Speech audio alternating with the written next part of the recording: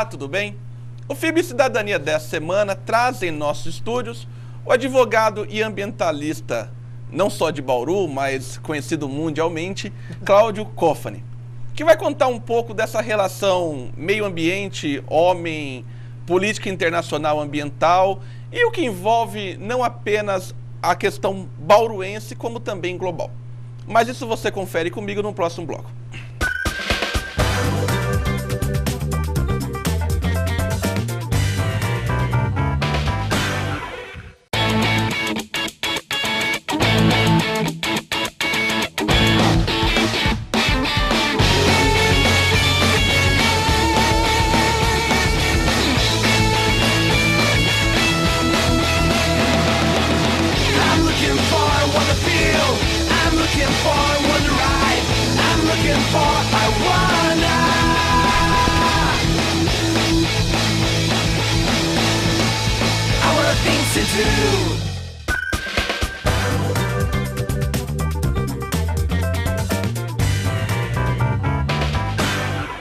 Estamos de volta com o FIB Cidadania. Ao meu lado, o advogado e ambientalista Cláudio Cofani, que vai contar um pouco da relação homem, meio ambiente e legislação. Doutor, bem-vindo ao nosso programa, bem-vindo à TV FIB.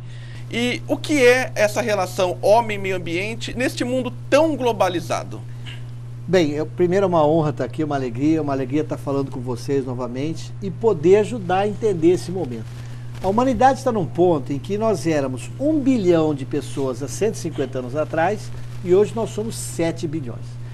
É aquilo que a gente pode comparar. É um Fusca que antes tinha uma pessoa dirigindo e hoje tem 12 pessoas dentro do Fusca. Com vidro fechado. Com vidro fechado num dia de chuva e acontecendo umas coisas estranhas lá dentro. Soltando gases, aquelas coisas. Nós estamos num planeta super populoso, muita gente. Mas tem mais uma coisa que agrava. Quando nossos avós viviam, eles não compravam carro, eles quase não tinham equipamento elétrico. A nossa avó e bisavó pegavam um tecido, fazia roupa para todos os filhos, o pessoal tinha um sapato. Nós vivemos hoje uma sociedade de consumo. E não tinha celular. Não tinha celular, não tinha televisão, não tinha WhatsApp, não tinha nada. Não tinha nada. Então nós evoluímos em termos tecnológicos, mas todo mundo teve acesso a uma gama muito grande de produtos. Todo mundo tem celulares, todo mundo tem várias camisas, várias calças, vários sapatos, vários tênis, compra um monte de coisa que a gente consome e joga no lixo em questão de minutos. Então a sociedade, além de ter aumentado de 1 para 7 bilhões, cada pessoa consome por muitas pessoas. Então tudo isso extrai recursos naturais de um único planeta. Tudo isso gera lixo de volta e joga tudo de volta num único planeta. E precisa de energia. E tudo isso extrai energia de várias fontes. Tem as fontes não renováveis como petróleo, carvão e fontes renováveis como hidroeletricidade, energia eólica e o álcool. E as energias que não são renováveis como petróleo e carvão, elas são fruto de seres vivos, florestas que existiram há milhões de anos. Então, na verdade, toda vez que a gente queima o carvão ou o petróleo, nós queimamos esses seres vivos e jogamos na atmosfera. Nós poluímos num tanto a atmosfera do planeta e aumentamos tanta quantidade de carbono e gás de efeito estufa que temos hoje um negócio chamado mudanças climáticas. Por isso tem essa loucura, gente, de secas, que secas existem, chuvas pesadas existem. O que está acontecendo com mudanças climáticas é que nesse ano pegamos a pior seca dos últimos 70 anos. Isso quer dizer que há 80 anos teve uma seca pior que essa. Nós pegamos um período com a pior chuva dos últimos 100 anos. Isso quer dizer que há 100 anos teve uma chuva pior que essa. Mas a população era menor. A população era menor, os problemas causados pela seca e os problemas causados pela chuva eram menores. Só que o que está acontecendo? Nós pegamos a pior seca em 70 anos. Só que não vai demorar 70 para ela voltar. Ela volta daqui a 4, 5 anos. Aí as coisas vão ficando piores. Aí os 70 vira 80, vira 90, vira 200. E vai repetindo cada vez pior. Isso é uma coisa muito séria que a humanidade está enfrentando. E como é que bota ordem na casa? Tem que pesquisar, estudar os problemas e tem que fazer lei. As leis são feitas para nos obrigar a adotar novos comportamentos, como usar o cinto de segurança. 20 anos atrás, ninguém usava cinto de segurança. Pôs uma lei que tem que usar cinto de segurança. Diminuiu a quantidade de mortos. Muito. O Estado passou a economizar. Exatamente. Muitas vidas foram salvas, muitas crianças deixaram de ser mortas, muitos adultos. Aí vem a lei que põe cadeirinha para a criança andar no banco de trás. Já se sabe que 30% de morte a menos ocorreram por causa da lei.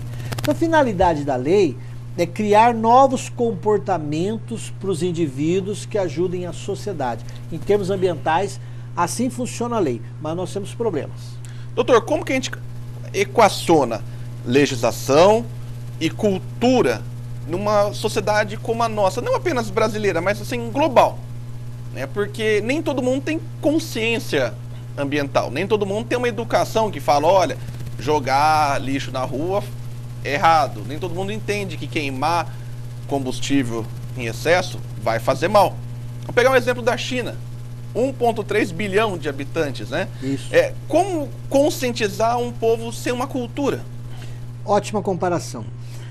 O nosso povo brasileiro tem uma cultura em que ele é avesso a... Ele gosta de incertezas. O brasileiro não gosta de seguir regras. Ele gosta de incertezas. Vai que dá certo. Vai que dá certo, é o jeitinho brasileiro.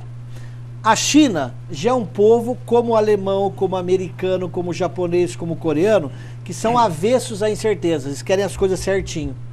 Então, no Brasil, as pessoas entendem que quem manda está lá em cima e quem obedece está aqui embaixo. Na China, eles entendem que quem manda está lá em cima e quem obedece está aqui embaixo. Só que tem um detalhe. Na China, quem está lá em cima manda e quem está embaixo obedece.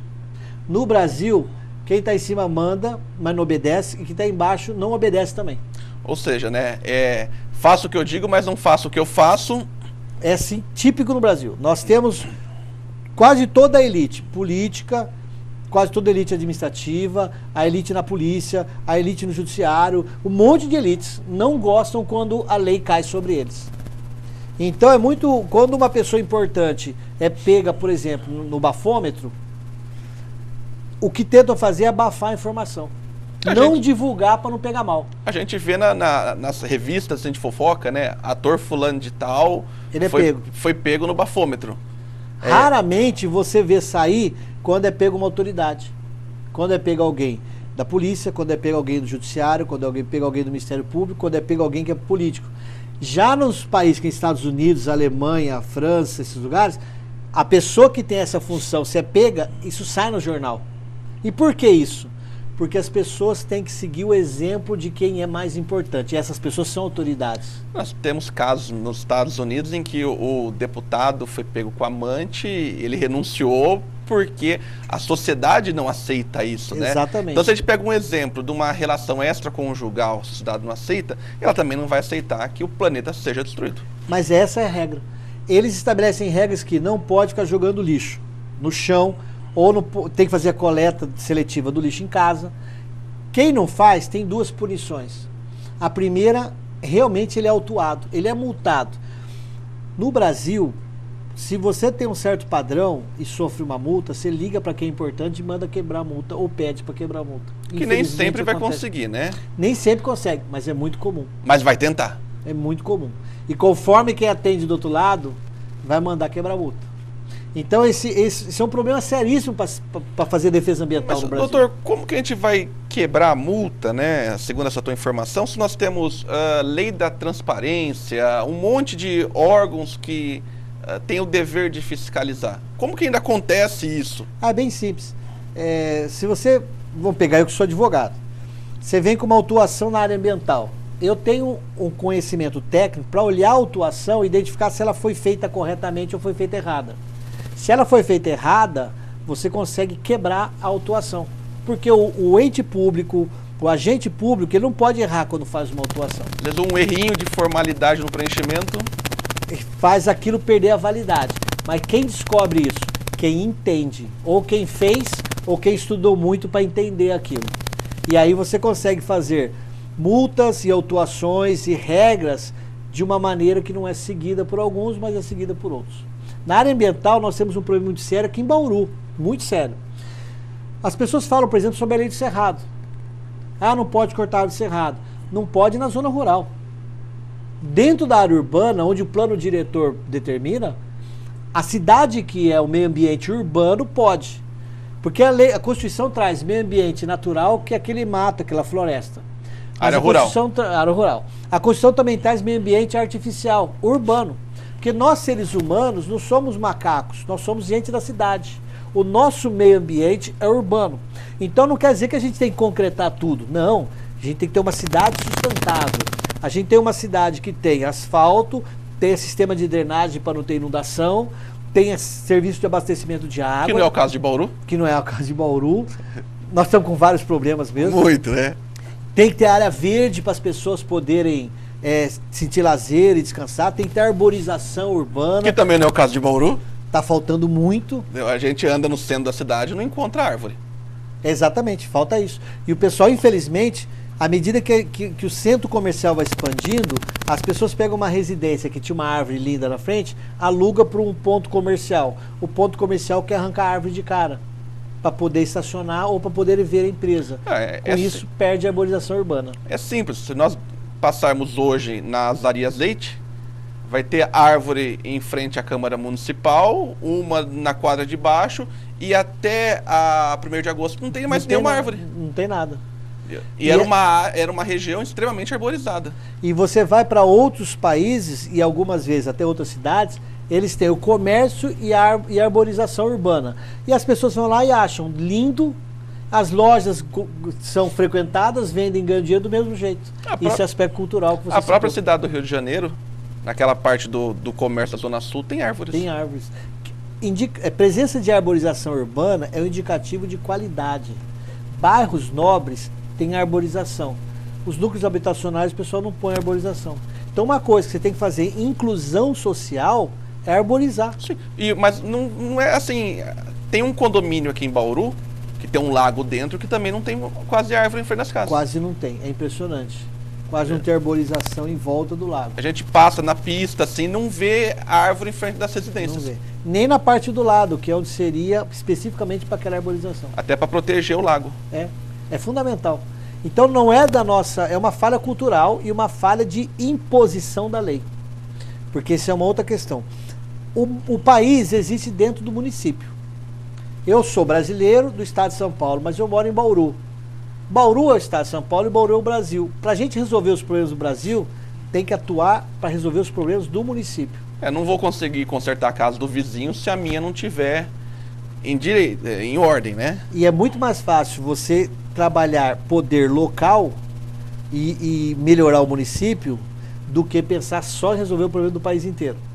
Claro que tem suas competências, mas nós temos sim que aprimorar a aplicação da arborização urbana, da drenagem urbana, do abastecimento de água na cidade. Nós temos que melhorar o tratamento de esgoto da cidade. Nós temos que melhorar o uso e ocupação dos lotes urbanos. Só para você ter uma noção do absurdo em relação a essa questão ambiental. Você tem um lote na cidade, ou vários lotes na cidade, e se você não ocupar, você pode pagar IPTU progressivo. Porque tem que ocupar o lote. É o que manda a lei. Aí se você vai falar em alguns setores da Secretaria do Meio Ambiente, infelizmente, pode usar, não pode porque tem uma árvore do cerrado. Você fala, peraí, mas então eu não posso usar o lote porque tem uma árvore do cerrado? Não, o cerrado dentro do lote da cidade, ele não tem função. O cerrado tem função onde tem remanescentes de cerrado. Então essas questões ambientais são um aprendizado que a sociedade está desenvolvendo e nós temos que lutar pelo direito ao meio ambiente equilibrado dentro da cidade e o meio ambiente equilibrado na área rural. Tá, vamos fazer um intervalo? E na volta o Dr. Cláudio vai explicar um pouco essa questão de cerrado urbano, cerrado rural, o que eu posso preservar, o que eu posso adequar. É rapidinho.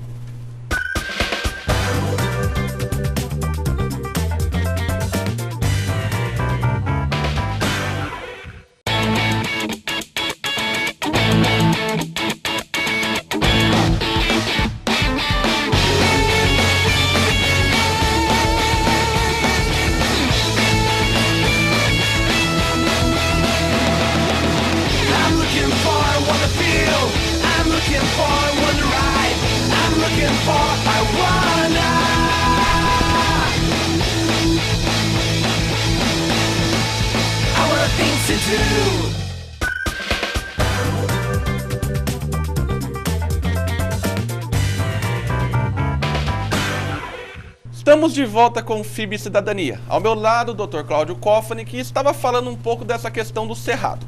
Doutor, nós temos em Bauru cerrado dentro da zona sul de Bauru, em outras regiões também.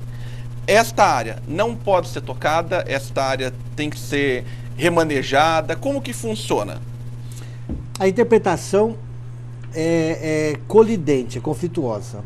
Infelizmente, nos órgãos ambientais, várias pessoas gostam de defender o meio ambiente, mas não têm conhecimento jurídico complexo do Brasil.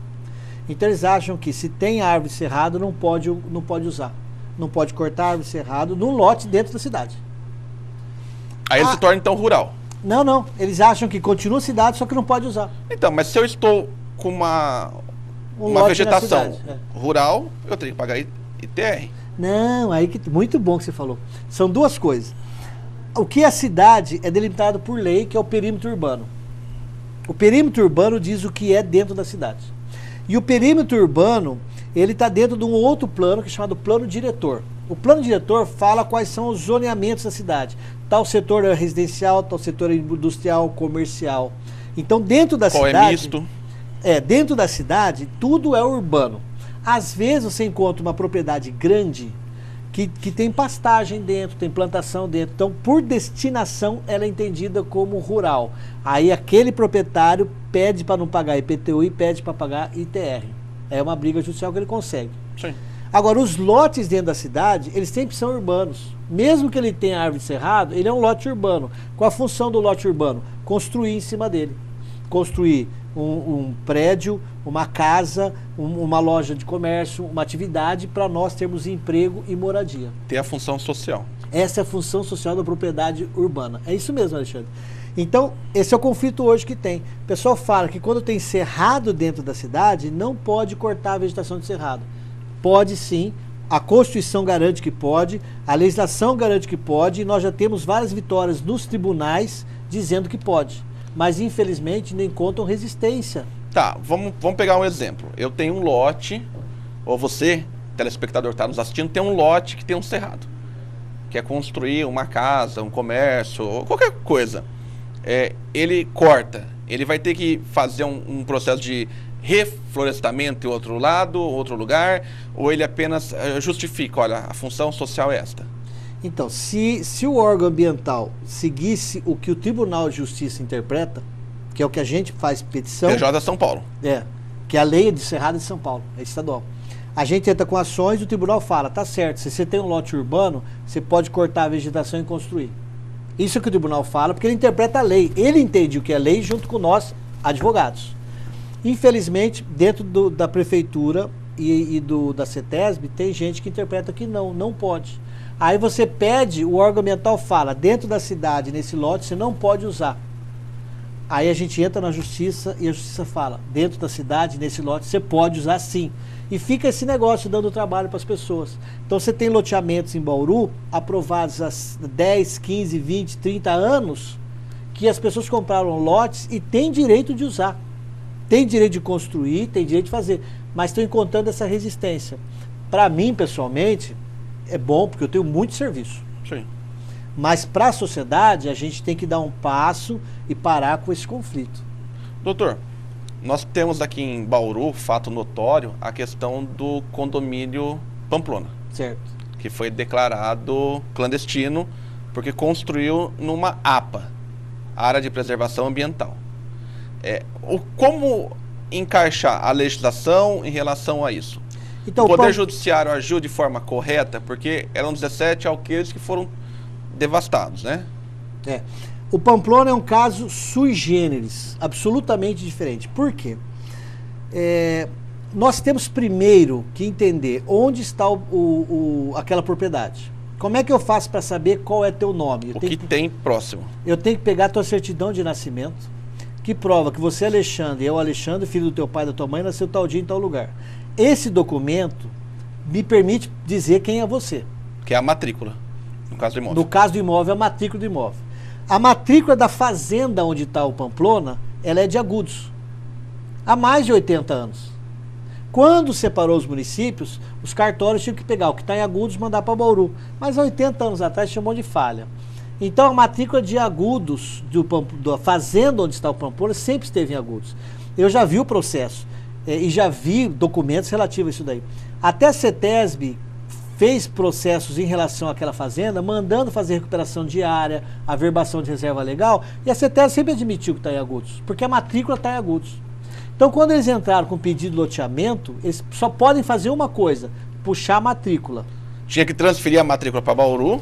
Então, mas a matrícula está em Agudos. Quem é que disse que a matrícula tem que sair de lá? Mas não teria, como o imóvel não está no local... Mas quem é que sabia isso?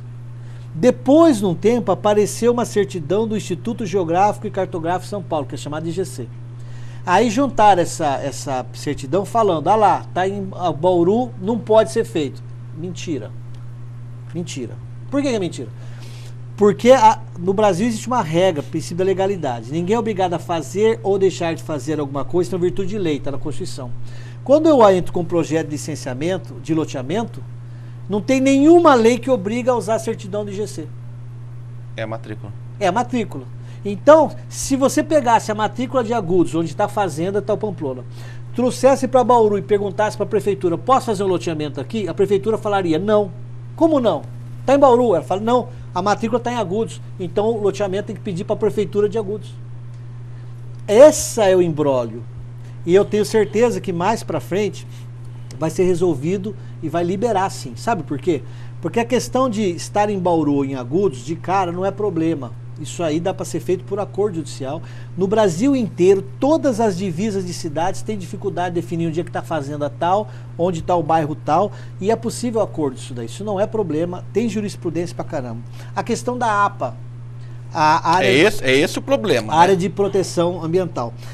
Existe a APA do Rio Batalha, que é uma lei estadual.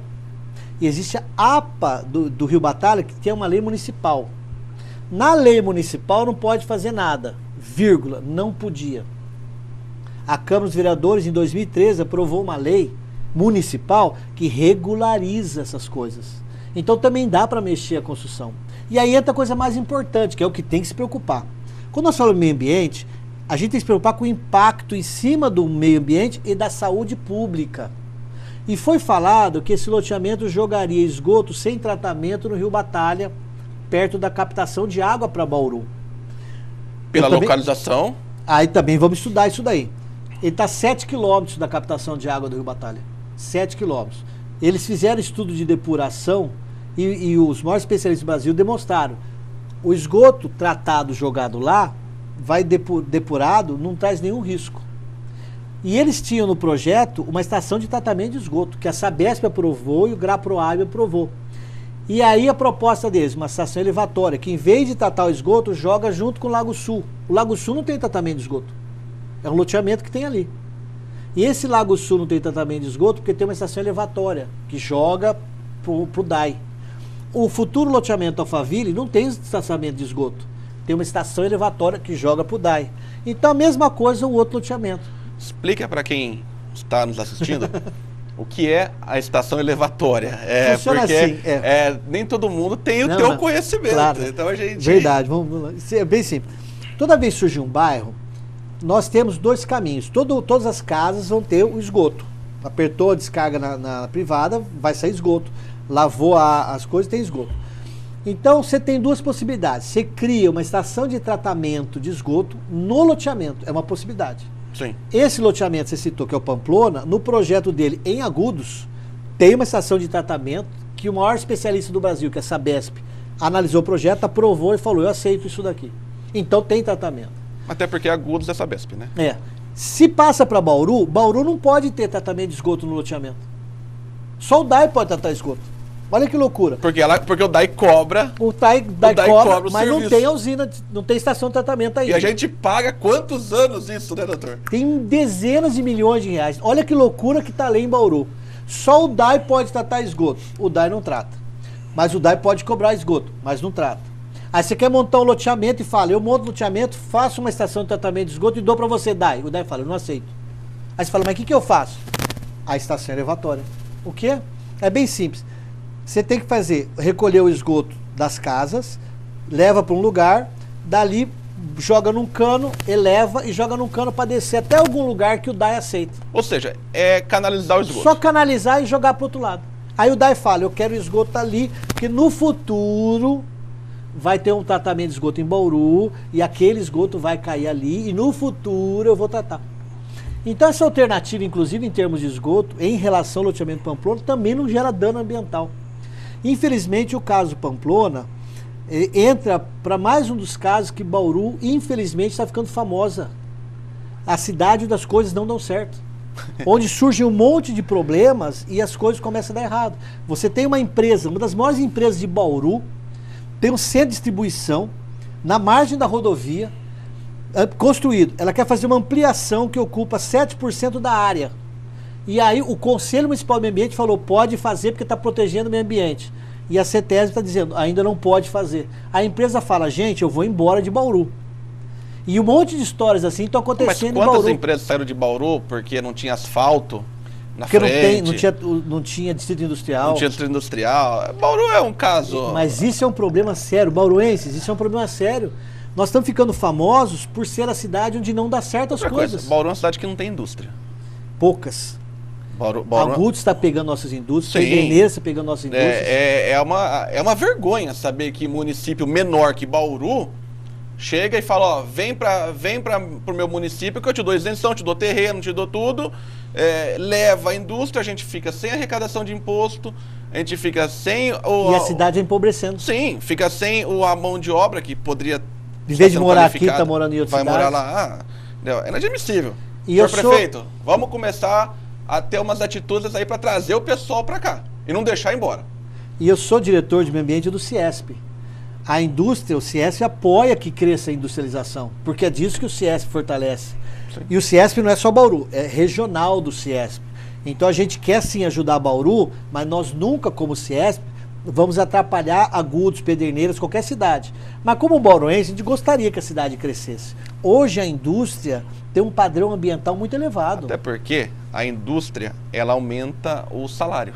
Muito, ela sobe o salário médio da cidade. Entendeu? Hoje em dia, o piso do trabalhador do comércio não chega a R$1.000. Enquanto que o piso do trabalhador da indústria é quase 1.500. Exatamente. Doutor, infelizmente o nosso tempo chegou ao fim. Nós tínhamos um monte de outros assuntos para comentar. E faça as considerações finais e já está convidado para voltar aqui e dar essa aula de meio ambiente. Agradeço. Nós moramos numa cidade espetacular, muito boa de verdade, muito boa. Tem defeitos, como qualquer família tem defeitos, a nossa cidade também tem. Mas o cerrado não é motivo para impedir a expansão da área urbana da cidade de Bauru. E a legislação ambiental não pode ser utilizada para impedir a expansão urbana da cidade, nem o crescimento com qualidade. O defeito é esse, estão querendo fazer um terrorismo ecológico. Quem está falando isso é um ambientalista. Nós temos que defender o meio ambiente sustentável, com qualidade. E tem tecnologia para isso, tem lei para isso. Isso então é o que Bauru precisa.